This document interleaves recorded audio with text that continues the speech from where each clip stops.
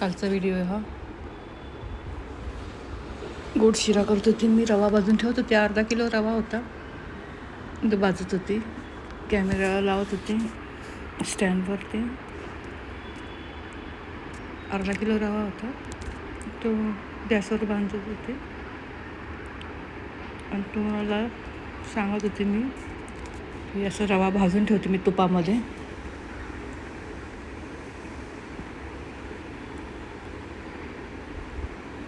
पावशे करून भाजत होते, म्हणजे छान भाजतो, वास पण छान आला होता. आणि नंतर मी शिरा करत होती केळं टाकून.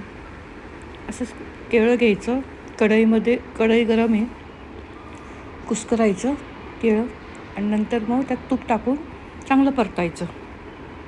आणि मग परतल्यानंतर थोडंसं इलायची असेल तर इलायची टाका. आणि नंतर मग रवा भाजलेलाच आहे त्याच्यामुळे काही वेळ लागणार नाही. रवा भाजून दिला आहे त्याच्यामुळे टाकून द्यायचं. आणि मग त्यात थोडंसं इथं गरम केलेलं दूध आहे, ते दूध ह्यात टाकायचं. उकळलेलं दूध आहे ना, त्यात टाकायचं. पण केळं चांगलं भाजून घ्यायची, छानपैकी असं लाल कसर करून घ्यायचं. छान भाजत होते मी केळं. एक केळं होतं चांगलं तुपात भाजलं आणि इथं दूध गरम केलं होतं. आणि मग केळं भाजून नंतर हे दूध आहे ना गरम आहे, आणि मग त्यात 2 विलायची टाकलं होत्या, साल काढून टाकले ते, आतमध्ये विलायचीचं हे टाकलं होतं. त्यातून विलायची काढल्या मी 2. मला पावडर करायची विलायचीची, पण ते दुपारच्या वेळेस निवांतमध्ये काही ना काही काम निघतच असतं दिवसभरामध्ये ना. तो संध्याकाळचं हा स्वयंपाक चालला आहे. भाजीचं नाव काय ठेवलं आज? एकाला पिठलं केलं, एकाला टोमॅटो चटणी केली. हे बघा, छान तुपात भाजलं मी. आणि मग रवा टाकून दूध टाकलं. आणि नंतर दूध टाकल्यानंतर अंदाजे दूध टाकायचं. आणि मग त्याच्यामध्ये साखर टाकायची, थोडंसं वाफलून द्यायचं. वाफलून देणं म्हणजे थोडंसं 5-2 मिनटं परतून घ्यायचं. झाकण ठेवलं तरी चालते, नाही ठेवलं तरी चालते. छान लागतो हा, प्रसादासारखाच होतो शिरा. सगळ्यांना आवडतो, काही ते गोड पाहिजे म्हणून संध्याकाळचं. हे तूप टाकलं मी. हे रामदेव महाराजांचं तूप आहे, गाईचं.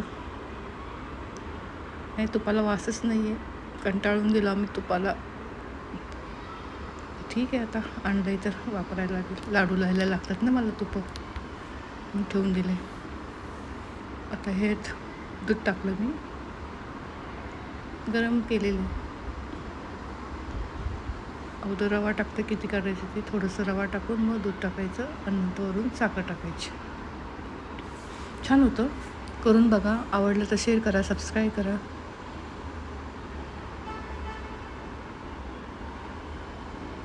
चांगलं परतायचं, त्याचं स्मेल सगळं असं, म्हणजे एक केळंचं थोडंसं लालसर पण येतो.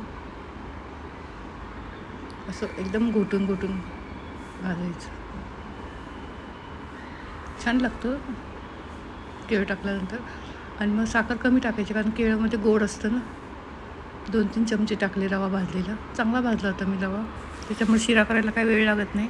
मी भाजून ठेवत असते रवा, कारण कधी उपीट करायचं असेल तर पटकन, म्हणजे कांदा, हिरवी मिरची, लसूण, आपलं कांदा, हिरवी मिरची चिरलं की पटकन उडदाची डाळ वगैरे टाकून, जिरी, मोहरी, कढीपत्ता, कांदा टाकून फोडणी दिलं, पाणी टाकलं आणि गरम पाणी टाकलं की लगेच हे रवा टाकला तरी लगेच उपीट तयार होतं. वरून कोथिंबीर, लिंबू.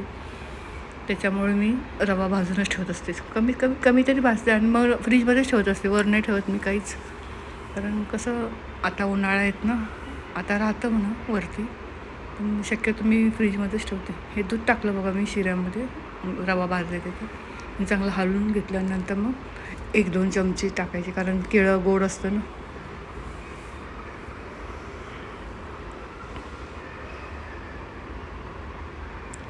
काल मी आली होती, लाईव्ह आली होती, 80 का 83 लोकांनी मला पाहिलं.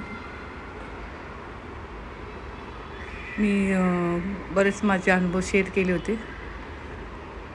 आवडले का नाही मला कळलं नाही, आवडलेच असेल, कारण माझे सगळे व्हिडिओ सगळे बघतात. हे बघा, हा शिरा झाला माझा, सारखा दिसतो का नाही. आणि नंतर मग मी हे अगोदरचं रवा भाजलेला दाखवलं तुम्हाला. अर्धा किलो रवा भाजला होता मी. अशीच लावी येणार मी आणि तुमच्याशी गप्पा मारणार, माझे अनुभव सांगणार. वांगी काढली होती करायला, पण वांगी काय नको म्हणतात. मग गवार केली मी रात्री. नाही गवार पण निवडली होती. नाही हो करायला मग टोमॅटो चटणी, पिठलं आणि चपात्या केल्या. भाकरीला पण हो नाही करतात. आज सकाळी मी भाकरीच केली होती. आज सकाळी मी हे केलं होतं, कढी, भाकरी आणि गवारची हिरवी मिरचीची भाजी. हे बघा मी कूट असं करून ठेवते, एक मोठ्यातला जाड आणि हे बारीक. हे मी रवा भाजताना तुम्हाला दाखवलं होतं.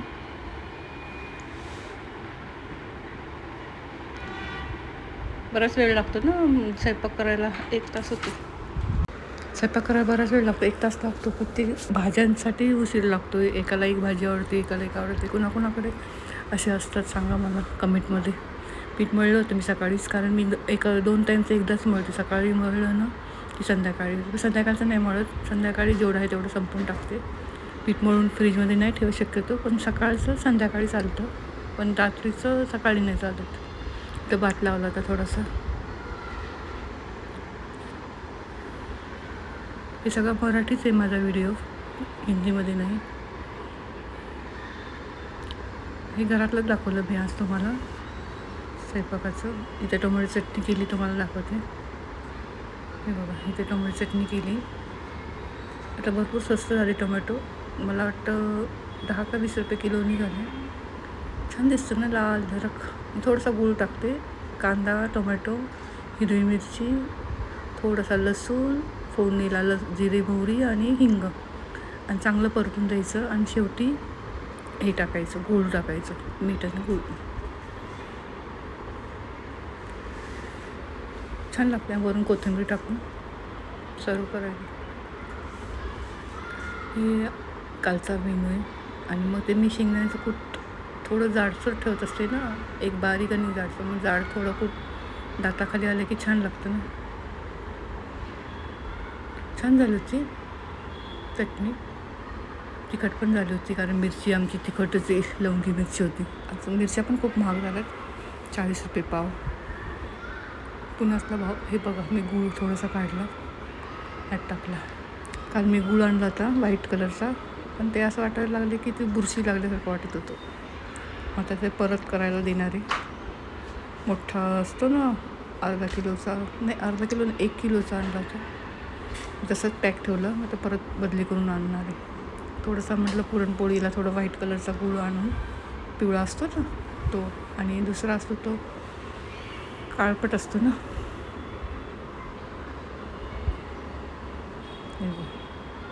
कोथिंबीर चिरलेली होती मी बारीक, वरून टाकली. हे मी कैरीचं चटणी केलेली आहे. कैरी आणि हिरवी मिरची, ओलं खोबरं आणि कोथिंबीर. ही चटणी झाली माझी, वरून कोथिंबीर टाकली. छान झाली होती.